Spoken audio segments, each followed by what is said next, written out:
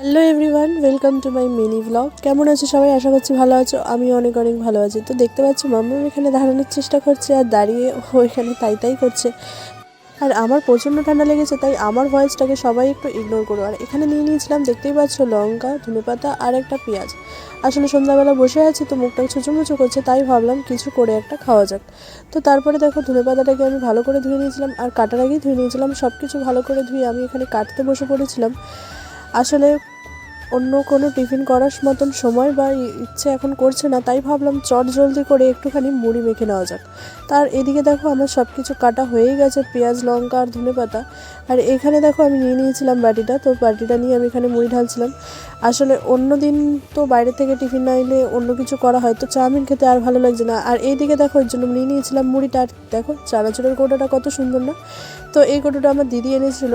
আর এরকম চানাচুর ভরা ছিল না, এটা আলাদাই কৌটো এনেছিল কিনে।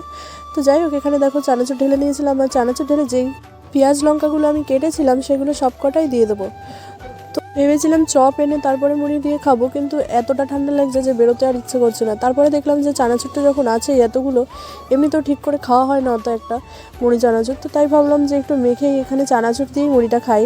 আর চপ আনতে এখন যাবো না, তো তার জন্য দেখো সব কিছু দিয়ে আমি একটু সরষের তেল দিয়ে নিয়েছিলাম। আসলে আচারের তেলটা শেষ হয়ে গেছে, তো আচারের তেলটার ওই জন্য আমটা নিয়ে নিয়েছিলাম আর বাকিটা সরষের তেল দিয়ে এখানে আমি ভালো করে মাখিয়ে নিয়েছিলাম।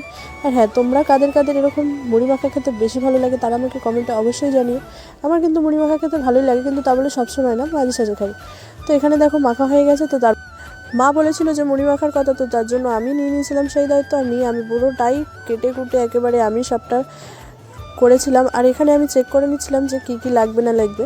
তো এখানে মুড়ি মাখা হয়ে গেলে তারপরে আমি সবাইকে ভাগ করে দিচ্ছিলাম। আসলে এক বাটিতেই দুজন দুজন করে খাবো। এক বাটিতে আমি, আমার মা, এক বাটিতে দিদি, দিদির ছেলে, আর এক বাটিতে বৌদি, বৌদির মেয়ে।